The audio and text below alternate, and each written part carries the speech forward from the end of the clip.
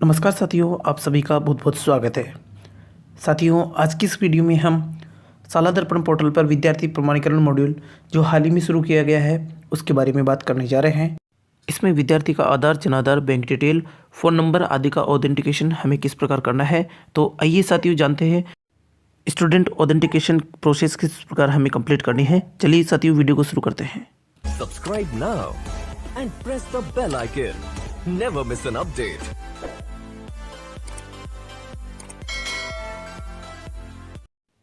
सबसे पहले हम अपने मोबाइल या कंप्यूटर के किसी भी ब्राउज़र में आ जाएंगे और उसकी सर्च बार में हम शाला दर्पण लिखकर सर्च करेंगे। हमारे सामने इस प्रकार की कुछ वेबसाइट आती है जहाँ पर हमें सबसे ऊपर वाली वेबसाइट पर क्लिक करना है।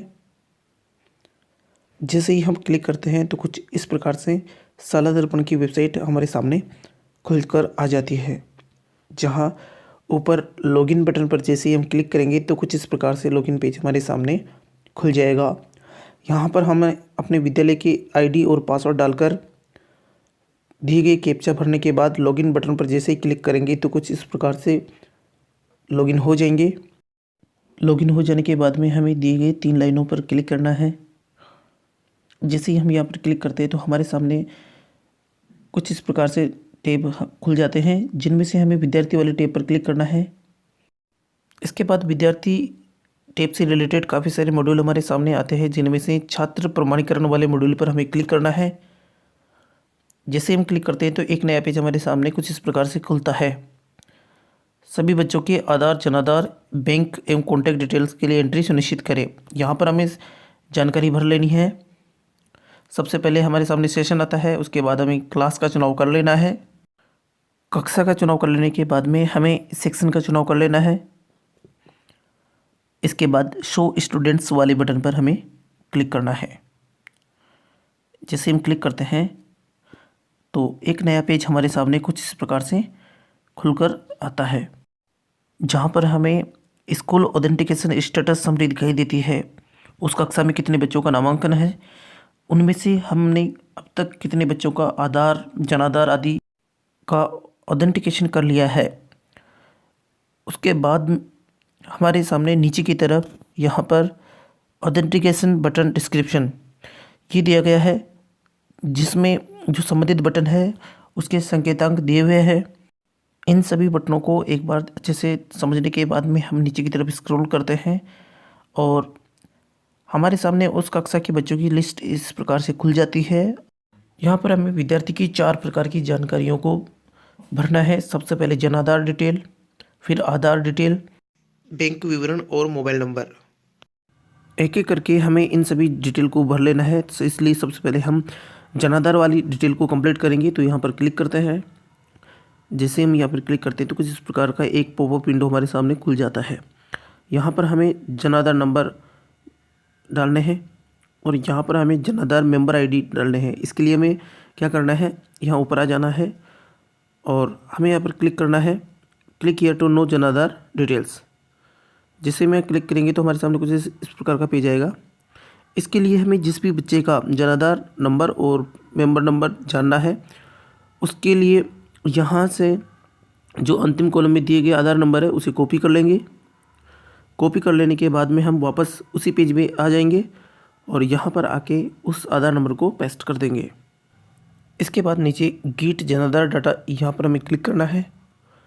जैसे ही हम यहाँ पर क्लिक करते हैं तो हमारे सामने नीचे इस प्रकार का एक पेज आता है, जिसमें उस जनाधार से संबंधित डिटेल हमारे सामने आ जाती है। सबसे पहले कॉलम में बच्चे का नाम, फिर जनाधार आईडी, फिर व्यक्तिगत पहचान संख्या, इस प्रकार की डिटेल आती है। तो हमें क्या करना है कि यहाँ से जनाधार आईडी कॉपी कर लेना है और यहाँ पर वापस इसी विंडो में आकर इसे पेस्ट कर देना है। ठीक इसी प्रकार जनाधार मेंबर आईडी भी कॉपी करके पेस्ट कर देना है और इसके बाद नीचे सेव एंड ऑथेंटिकेट जनाधार वाले बटन पर क्लिक करना है। जैसे ही हम क्लिक करते हैं तो हमारे सामने कुछ इस प्रकार का एक मैसेज ही होता है, जनाधार ऑथेंटिकेटेड सक्सेसफुली। हमें इसे क्लोज़ कर देना है।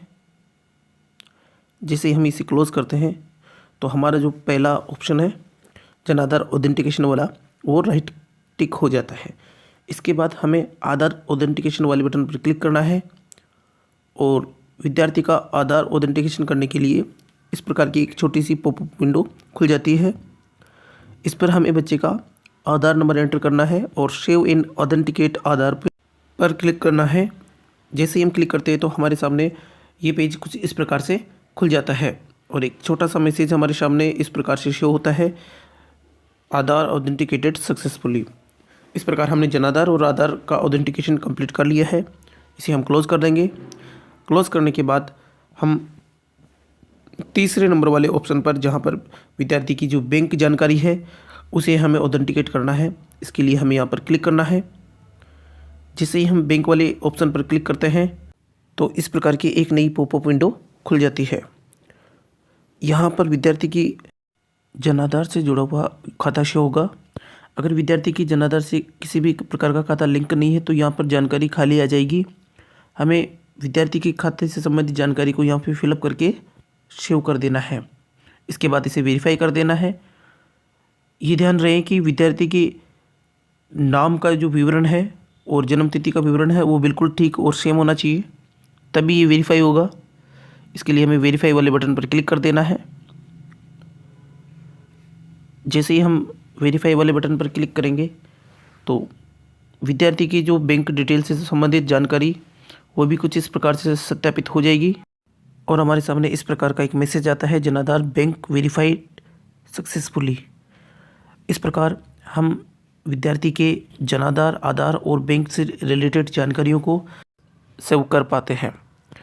इसके अलावा अगर विद्यार्थी का खुद का अगर बैंक खाता नहीं खुला हुआ हो तो उसके माता पिता अभिभावक का खाता जोड़ने के लिए यहाँ हमें अदर बैंक इन्फॉर्मेशन वाली डिटेल भर देनी है। यहाँ उस खाते का IFSC कोड, अकाउंट नंबर डालकर इसे सेव अदर बैंक इन्फॉर्मेशन वाले बटन पर क्लिक करके इसे सेव कर देना है। इस प्रकार हमने विद्यार्थी का जनाधार, आधार, बैंक डिटेल से संबंधित सारी जानकारियों को भर के वेरिफिकेशन की प्रोसेस को हमने कंप्लीट कर लिया है। और जब हमें ये सब प्रोसेस कंप्लीट कर चुके होते हैं तो विद्यार्थी के नाम के आगे इन सभी जानकारियों में राइट कलर का टिक मार्क शो हो जाता है। इस प्रकार हमने विद्यार्थी की जो ऑथेंटिकेशन प्रोसेस है वो कंप्लीट कर लिया है।